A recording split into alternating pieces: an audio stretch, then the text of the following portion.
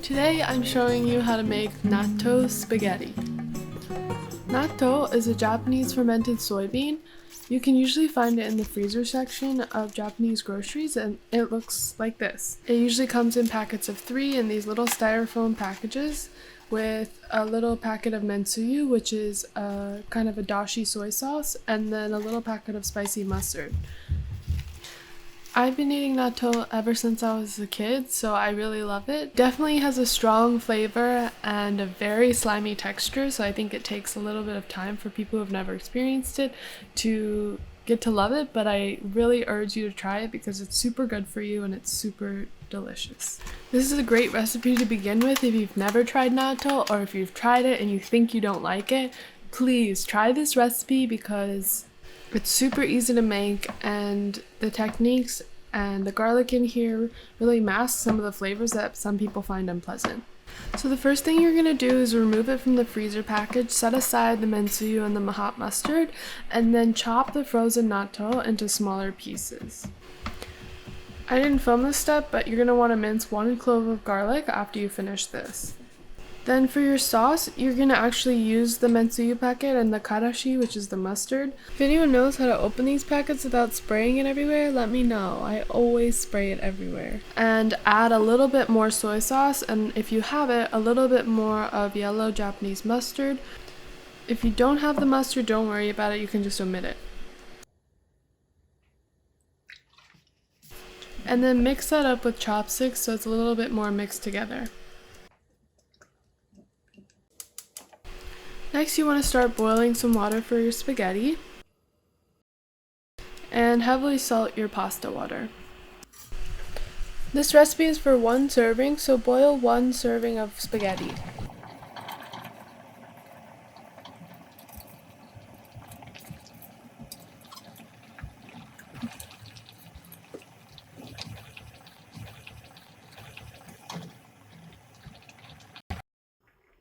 When your pasta's been in there for 3 to 4 minutes, then you're going to start heating a larger pan or a wok to make your spaghetti.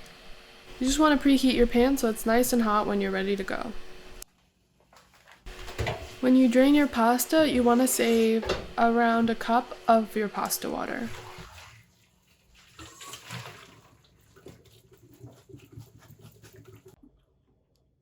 And please check your pasta and make sure you drain it before it becomes al dente. And a trick to making sure your pasta is perfect for this is to try it and look in the middle. If you see a little lighter section, a little raw part of the noodle that still runs through, it's perfect. So I'm using a nice glug of olive oil to coat the pan. So your pan should be hot by now. You don't want it so hot that your oil starts smoking, but you want it to be hot so it shimmers around the pan. So if you need to turn it off and let it cool a little bit before you start, please do. And the first thing you're going to do is take your natto and put it in the pan. Cooking chopsticks are super helpful for this whole process. You can see I'm mixing around the natto a little bit because the mixing helps to activate those really sticky strands.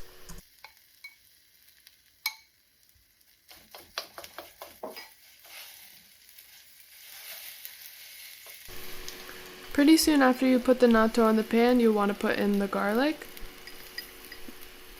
The garlic is so finely minced that if you put it in first, it's just going to burn. So we kind of want to mix it with the natto to prevent it from burning.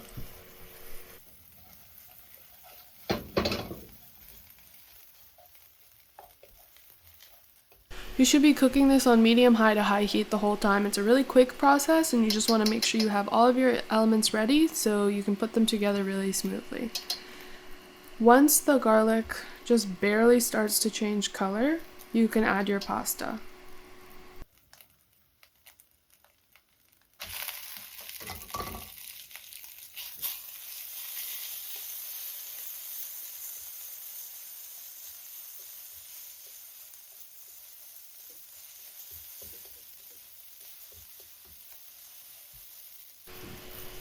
After about 15 seconds in the pan, add your sauces.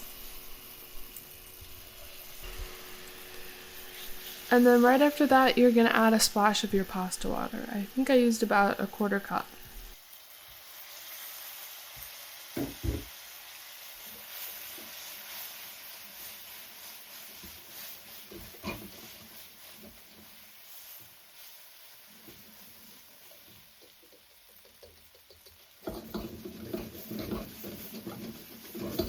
You should cook the pasta for 1 to 2 minutes, vigorously shaking and stirring it so we awaken the natto and get those strings to be sticky and evenly coat all of the noodles. This also helps break up some of those clumps of natto that were still stuck together. And at this point, I would try it and add a pinch of salt if you think you need to, or a dash of soy sauce.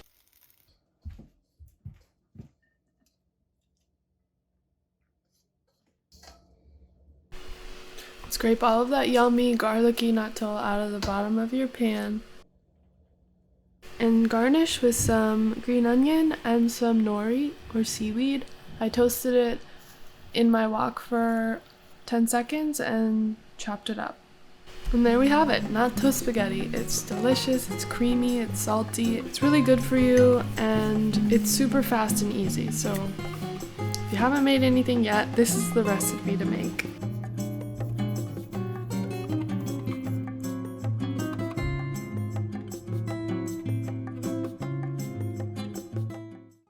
So after I made this video, I was poking around YouTube looking for other types of spaghettis that people make with natto, or just any natto related recipes, and I found this trick that people apparently do with ice cream and natto, and I'll link the video in the description below of the one that I watched.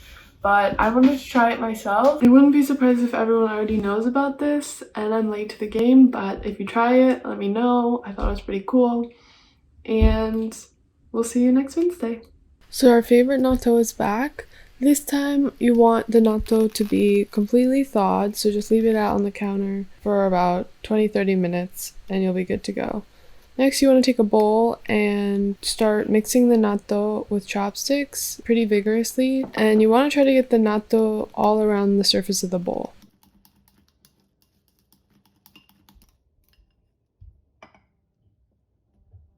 Okay, so now we have our natto in a separate bowl. You can save that for later, and you just want the bowl with all the strands in it. You're going to put your ice cream in the bowl and start mixing the ice cream around with the strands. When I first saw someone doing this, I was a little bit horrified, but it's actually really surprising at how the natto flavor doesn't transmit into the ice cream. So the first time I did this, my ice cream was really soft to begin with, so when I mixed it around with the natto strings, it became super liquidy, so it's harder to see the consistency and the stickiness of the ice cream. I also think using the spatula is not a good move. I think sticking to chopsticks is what you want to do.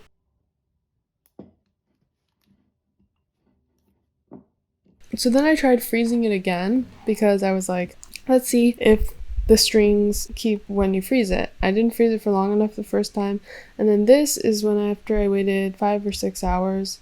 And you can see here that the strings are still apparent, but to be honest, the natto flavor is a lot stronger if you let it sit and refreeze with the ice cream. It's not unpleasant by any means, but it's definitely there. So the second time I tried this, I knew I had to get my ice cream and everything around it colder so it wouldn't melt as quickly, so I started with the cold bowl. And I tried really hard to get the natto as sticky and as foamy as possible. I also stuck with some heavy-duty chopsticks the whole time. I did some more research about this as I was doing this, and I found out that the precedent for this is Turkish ice cream. Apparently there's something in Turkish ice cream that creates this sticky, tacky texture, and I think that's what people are trying to emulate when they do this natto ice cream trick. If you've done this or if you know anything more about this, let me know. I thought it was pretty cool and kind of wild. Okay, so now we have a really sticky bowl. You can see there's tiny little pieces of natto in there, which I was worried about taking out because I thought it might reduce the amount of slime in there. And then the ice cream I had froze inside that small bowl so that it was just open in the freezer. I thought it would get a little bit harder that way and wouldn't melt as fast, which I think helped. I think chopsticks are super important to making this work because the strands get stuck in between the two as you mix it around.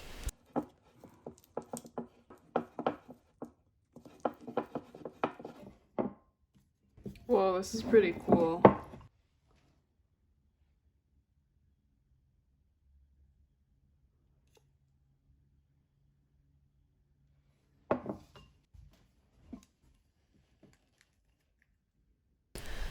I would say this is a pretty solid attempt.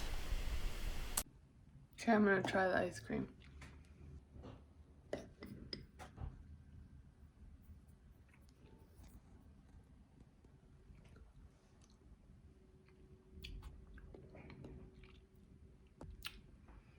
Wow, it's pretty cool. Okay, I can definitely taste the natto a little bit, but I think it's because I didn't get enough of those little beans out. But you should try it. On second thought, the beans really didn't bother me that much, and it's really surprising at how much the sugar in the ice cream masks the flavor of the natto. Alrighty, that's it for this week's video. If you liked it, give it a thumbs up and don't forget to subscribe. And if you make this, either recipe, leave a comment in the comments below and let me know how it went for you.